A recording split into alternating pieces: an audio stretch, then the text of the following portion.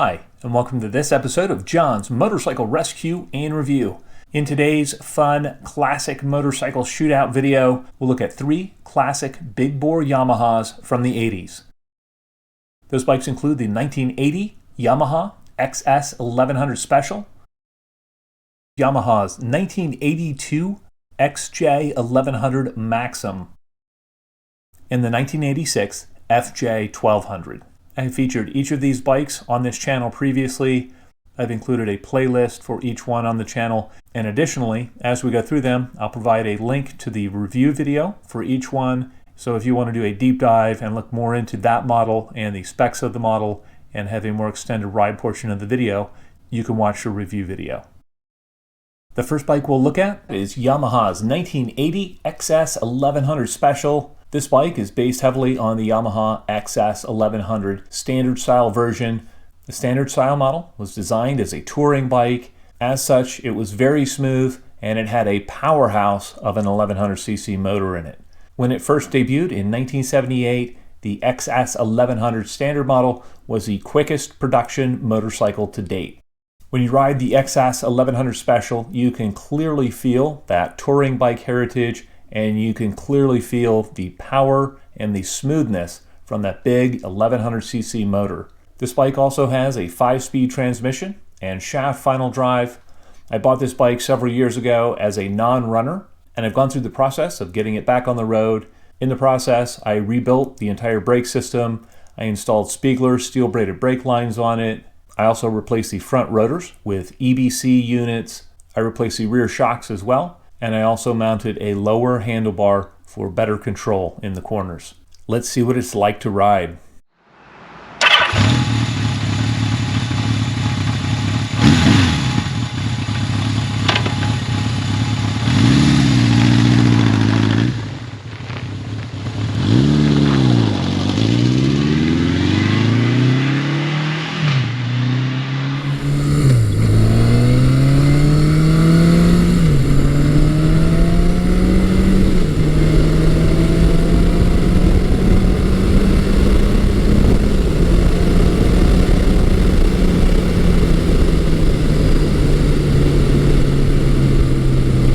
Still a quick bike.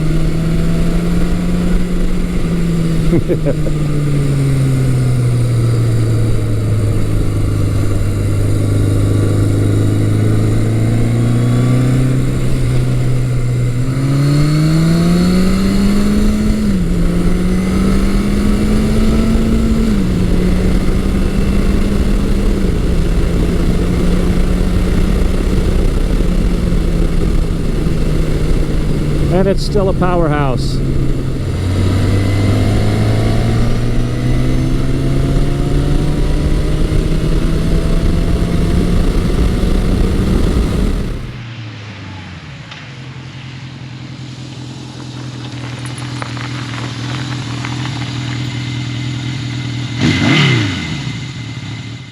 The next bike up is Yamaha's 1982 XJ1100 Maxim. The Maxim 1100 was the follow-on model to the XS1100 Special. As such, it features the same big powerhouse, air-cooled, 8-valve, 4-cylinder motor as the XS1100. It also features a 5-speed transmission and shaft final drive. The styling on the standard style XJ1100 was significantly changed over that of the XS1100 Special, with a more dished out seat and individual handlebars on aluminum risers instead of the traditional tube style handlebars. Another difference between the XJ1100 and XS1100 was that the XJ had linked brakes.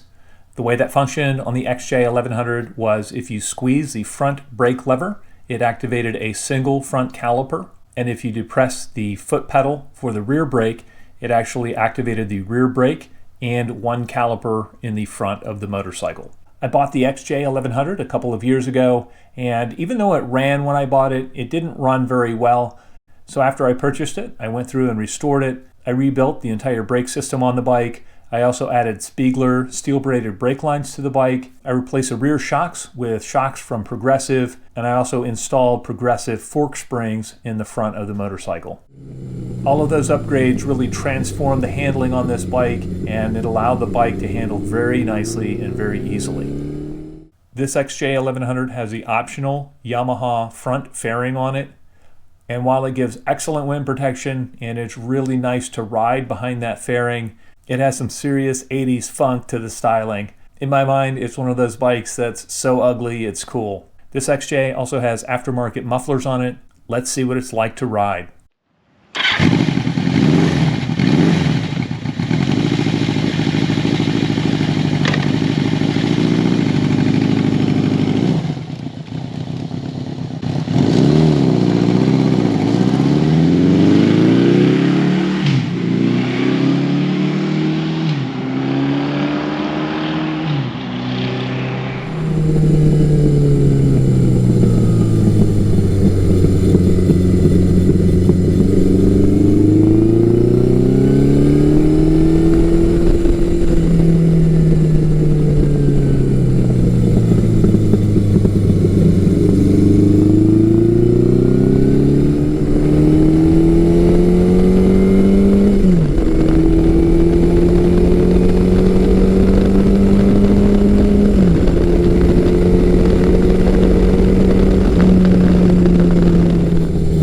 From this big 1100cc 4-cylinder is abundant. This thing just gets up and boogies.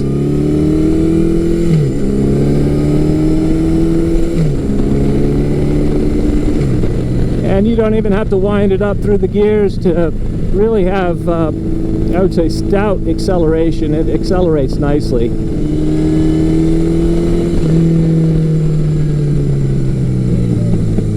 Doesn't sound bad with the 4-into-2.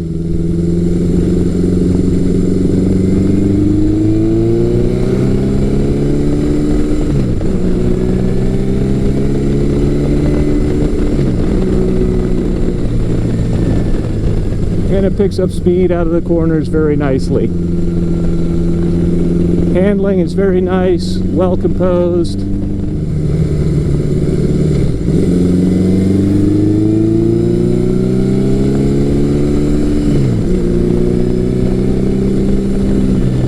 Acceleration out of the corners is smooth and strong.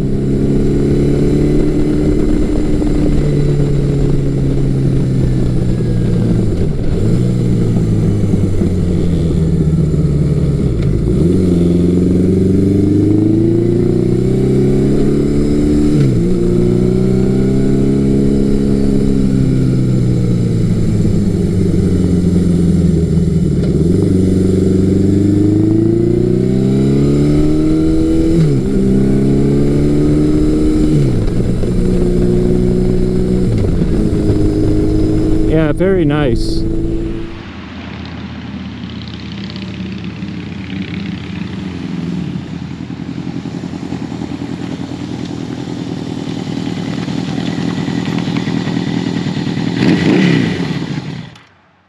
The next bike up is the 1986 Yamaha FJ1200.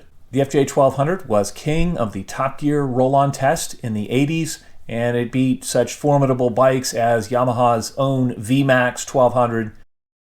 Though the XS1100 Special is one of the quickest classic motorcycles I've ever tested, the FJ1200 is almost a second and a half quicker. So it is a really, really quick motorcycle. Unlike the XS1100 and XJ1100, the Yamaha FJ1200 features a 16-valve motor, and it manages to be blazingly fast and very relaxed feeling at the same time, which is a little bit of an odd sensation. The FJ1200 also featured a smooth shifting 5-speed transmission and chain final drive.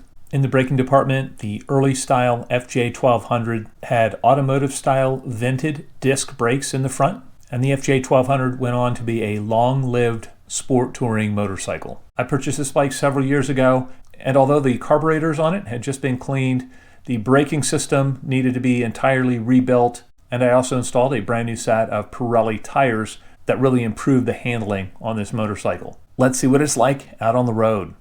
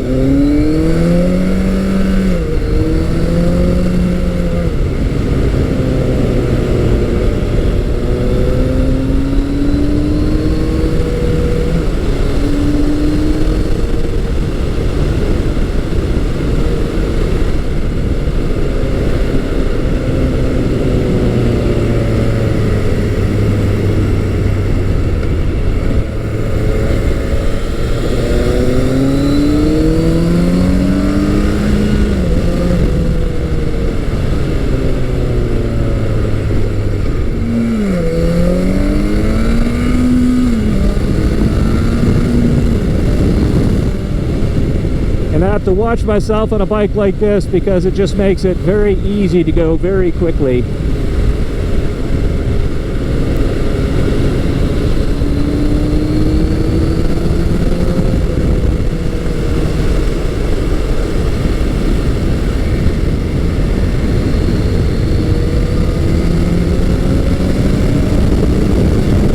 Oh yeah.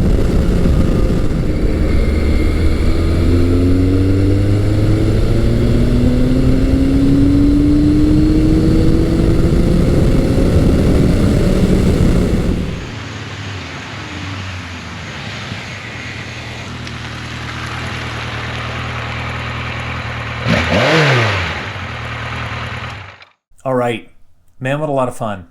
It is so cool to get to ride these classic big bore Yamahas. Each of them has its own unique feel and personality, and I really like each of them in its own way. Looking at the XS1100 Special, I really like the clean styling on this bike.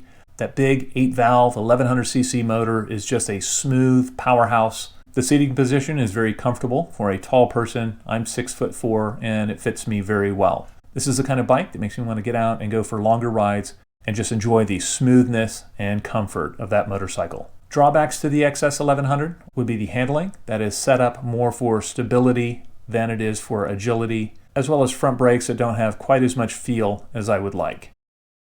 Moving on to the XJ1100, you can definitely feel the XS1100 lineage in the XJ1100. I really like the wind protection that's offered by this bike. This machine also has that very smooth 8-valve 1100cc motor. For a cruiser-style motorcycle, the seating position on the XJ1100 was actually fairly comfortable. And once I upgraded the suspension with progressive units, both front and back, the handling on this motorcycle was really transformed, and I really enjoyed the way the Maxim transitioned side to side in the corners. It was very, very nice. On the downside is the love it or hate it styling that the Maxim has with this fairing. The Maxim also has the same, sometimes clunky transmission that the XS1100 has. And like the XS1100, I just don't care for the brakes on the XJ1100. That brings us to the FJ1200. I really enjoyed riding the FJ1200. It's one of those bikes that is very, very capable.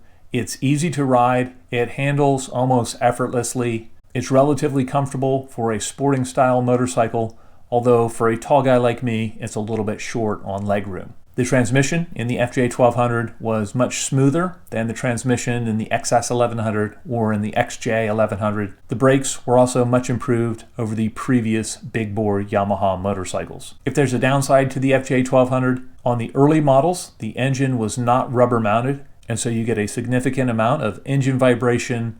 To me, this is a little bit odd because the XS1100 and XJ1100 were so smooth. All right, it's time to pick a winner. In this test, I'm going with the FJ1200. It is the most capable bike here from a performance standpoint. It also has the best brakes and the best handling of the bunch, especially in stock trim.